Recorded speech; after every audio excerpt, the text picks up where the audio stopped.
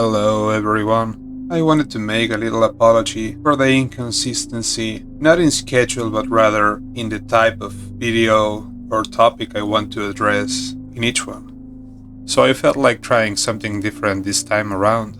I've been through a lot recently, not in a bad way but work-wise, and it has been killing my vibe to write stuff, maybe do some voiceover or whatever, so this one is completely off the cuff. It's gonna be unscripted, and I'll try to breathe some sense into it through the magic of editing. You see, I was feeling lost recently with the whole scene of games. I don't know how to frame the whole thing, but I heard somewhere and it stuck that games nowadays don't respect the player's time. All of them wanting to be your main game, everybody trying to get you hooked on FOMO or battle passes or whatever. And we are seeing a return to form to a little more basic type of games. A few nights ago, my buddy and I were playing Minecraft Dungeons, which I do get is probably not one of the finest games, and it may not receive Game of the Year award anytime soon, but it's a simple, straightforward game.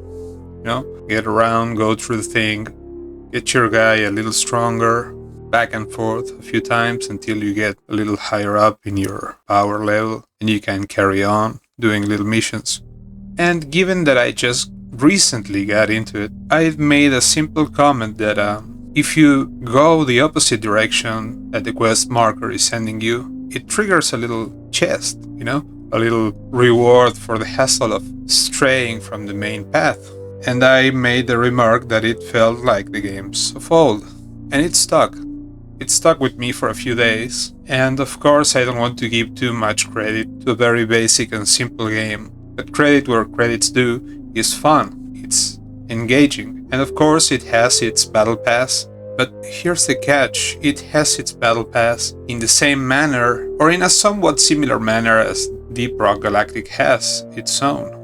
In Deep Rock Galactic, the Battle Pass is free and it's included in the game when you buy the thing, but you can get the older Battle Passes for Minecraft Dungeons. Sure, you still have to go out of your way to pay them, but they are not time-locked. You can get around completing them as you see fit, and that's something, I don't have that much time to completely immerse myself into a long-winded, hard and grindy game, or, well, let's be straight about it.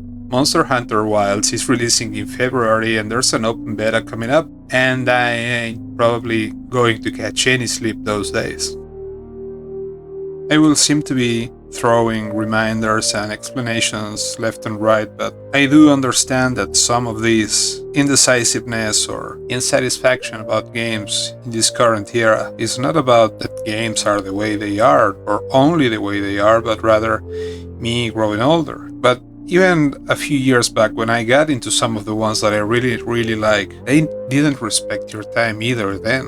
For example, I played a lot of Elite Dangerous in its time, and I got to create a new account when I got my PC last year, and I could not transfer any of the previous save data that I have in my PS4 account. So all that grind, all of those special parts that I got around engineered, all the millions of miles flown across the Milky Way became dust. So I had to start from scratch. And it's fun and all, but when you have to get a task, plot the route, fly to the place, get to the place. If you're doing some passenger or touristic job, you have to fly in person to the freaking spot. Sometimes it may be like actual 15 minutes of in-game flight to get to a beacon, and then back to drop the guy where you picked it up. It's fun, don't get me wrong, but it's tiresome in the sense that you want to play with the thing. You want to play, you want to experience, you want to have fun, but it feels like a job at times. Some of those games do. Despite most of them being, well, job simulators, some of them can be fun. I mean, Deep Rock Galactic again. You are a dwarf working for a mining company. In Power Wash Simulator, you are a deep cleaner. And in Elite Dangerous, you can be a bounty hunter, a cartographer, a merchant, what have you. But recently I got into Star Tracker, And it's like a light version of whatever I was trying to get out of Elite Dangerous. You are Lucky J, you have your cargo truck, ship, something, and there's different types of missions or cargo types that add a different element of difficulty in each run. You have like, I don't know, 15, 20, let's call them systems or areas, and the thing, your gig is simple. Maneuver through the debris, get the thing to the drop zone, be mindful of not blowing your hull, keep the systems running, and then you're good to go. It's a simple game loop, yet it's fun. It doesn't overstay its welcome. It's a fun game, simple. Yet again, another one that ain't going to win Game of the Year anytime soon, but it's fun, period. It's a simple, fun game. Everything is in a weird state, it's really hard to manage expectations, and there are some good new releases. I insist, I might be misled on the way I conceive whatever I'm trying to convey here, but it's not that I cherish more simple games, but games don't feel deserving at times. I mean, I don't want to throw dirt to the current scene of games, as I was saying at the beginning of the video. I played Dragon Age across the years, and I was nonplussed when I saw whatever the last installment became. I don't care that much for the plot of this one, but they changed styles so dramatically, and it became so pointless that it completely discouraged me of even trying it. I wouldn't even go as far as pirating it because it seems lame. Just lame. Basic. It had a deeper story, rich story, and they are trying to sell it like hot stuff, and it's not hot stuff. I don't want to get too deep into whatever's happening around it. Not gonna criticize what's completely obvious nowadays. But even if you were to squint real hard and try not to see the thing, it is unplayable in its current state, and lo and behold, it may be its final state. You're starting to see a return to form. I got a spark of hope out of the latest Dragon Ball game. I remember when me and my buds used to play Sparking Meteor 15 years ago, and the joy is still there. There's still people looking for the same joy, the same experience. You want to play, you don't want to be overcommitted. You want to fire your console or your PC, play a couple matches, get good if you want to get good, but don't overcommit, don't sell your soul to a game. But I am really learning to appreciate more and more games that respect your time, your decisions, games that don't want you to be permanently online, hooked on the loop. Games that when you fire them, they're just gonna be just as engaging, just as fun, no matter if it's a single player, multiplayer. For example, I fell out of shooters in recent times just because, well, most of them are in a terrible state. I don't want to dig any deeper. There's many better people than me who are already commenting it. I like it when games respect that time aspect, but also expect you not being there all the time, you know? In recent times, I became an Idle Slayer enjoyer myself. It's a simple game, fun. It has a lot to do when you are inside, but the game also expects you when you return. The game has some mechanics that benefit you when you are not around. The time stones give you some rewards when you are online, but you can also set them up for when you are offline. If you work a lot during the day, you can get back to it whenever you feel like it and still get some enjoyment out of it. Sometimes you can do more with less, and Katamari Damacy is a better example of that. It's a formula that's been the same for the past 20 years, 20 something years, and doesn't need to improve. You know, just like a horseshoe crab. You are this little guy 2 inches tall, rolling around this thing, and everything smaller than you gets stuck in your path, and you become this bigger thing. The ungrateful people that wished for the thing to happen don't like it in the end, and they give it back to you and your father, which is the king of all cosmos, and the things turn into stars. It's a simple game loop. It's simple, it's engaging, and the runs are short, are concise. You need to get to somewhere. Now, I don't like to be facetious, but of course all games have goals, all games have time constraints of some sort, but some of them are better than others.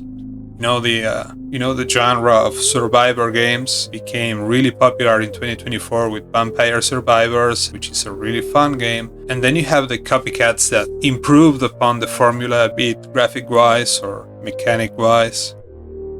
To me, Dead Must Die is the Thinking Man Vampire Survivors. It's a simple game, it has a lot of details that remind me of Diablo 2, and it has its fair share of quirk, but it's a simple game, fun, it doesn't overstay its welcome either, and it gives you enough trinkets to make your run more interesting. Another disclaimer / explanation to add to my list is that I may seem like a single-cell organism, simple-minded goon that just likes easy games or simple games, but on that subject I have been playing some others that were really fun and were on the harder side. Elden Ring is one, Lies of P another, Crab's Treasure, surprisingly enough, is a really fun game. And they not only have in common that they are Souls-like, but they are fun, they are simple in their own way, they have rich environments. Lies of P and Another Crabs have their own gimmicks, their own mechanics. In one you have the arms, similarly enough in the other one you have the shell mechanic. And it's engaging, it's really engaging, it's fun, it's simple, and that's it. I really like when you can dip in and out of games and still get some sense of achievement out of them. Back to Monster Hunter. Monster Hunter World is a fun game, but it's an old game, alright, and it doesn't care. It's there, it's waiting for you. Sure enough, the new one releasing next February is gonna be fun too, and in time it's gonna have its classic events, collabs, expansions in time, what have you. But it's there for you to play at your own pace, to explore, to have fun with it. Sure enough, somebody will come up with a new meta day 1, they're gonna break the meta day 2, they're gonna patch the hell out of it day 3, and then all over again day 4. But for sure, or at least I hope so, it's not gonna expect more of you than it has already done in past installments.